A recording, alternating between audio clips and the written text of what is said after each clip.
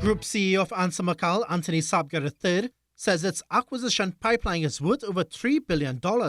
Speaking at the company's recent third-quarter financial report, he stated that the sale of Standard Distributors is part of a broader portfolio.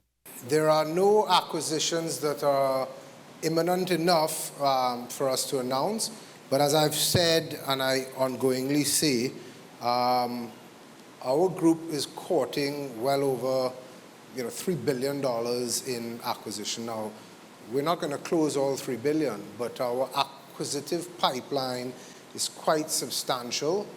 Moving forward, he said investors can expect bold moves as ANSA McAL positions itself for long-term growth. If it's one thing that our investors could count on is that we will continue to make very wise and deeply thought out and prudent investments that would not only see us meet and exceed ×2, but see us set the group up for a generation and another generation of growth.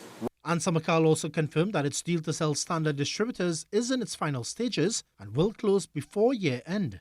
Standards is under a sales contract agreement and subject to certain particular items which we believe are rudimentary, customary and normal in a divestment. Standards will close before the end of the year. Well, the deal with respect to Standards will close before the end of the year. The buyer, Term Finance, is linked to Point West Capital and FCB, but Mr. Sabga III dismissed any suggestion of insider advantage. And they are, close members of our family. It's two completely different businesses, independent of each other.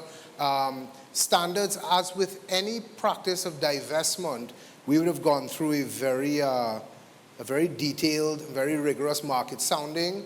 For its executive chairman, Norman Sabga, he said the sale is deeply personal, but he pointed out that it was time to move on. We will use the proceeds of that business to continue to grow our existing business, and we will not look back. And as ANSA McAL reshapes its portfolio, Carib Brewery is preparing for a new era, guided by its first female managing director, Lisa Murley. So Ms. Morale has been with the organization for quite a few years, and the board has a huge level of confidence in her capability to lead that business to where it needs to go. We see a lot of ongoing promise. There's a tremendous amount of innovation possible, and also some of the key efficiencies that we've invested behind starting to be realized. Mr. Sabga said the brewery is facing challenges with the steep excise tax hike, which has already led to price adjustments. The excise increase is certainly a substantial one.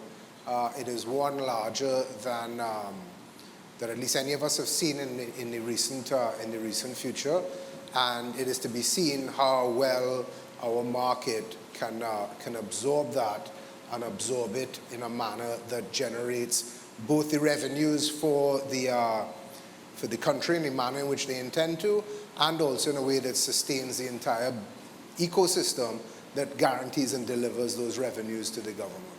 Lisa Murley was appointed on November 1st as the first female managing director of Carib Brewery Limited, which is a subsidiary of the ANSA McAL Group of companies.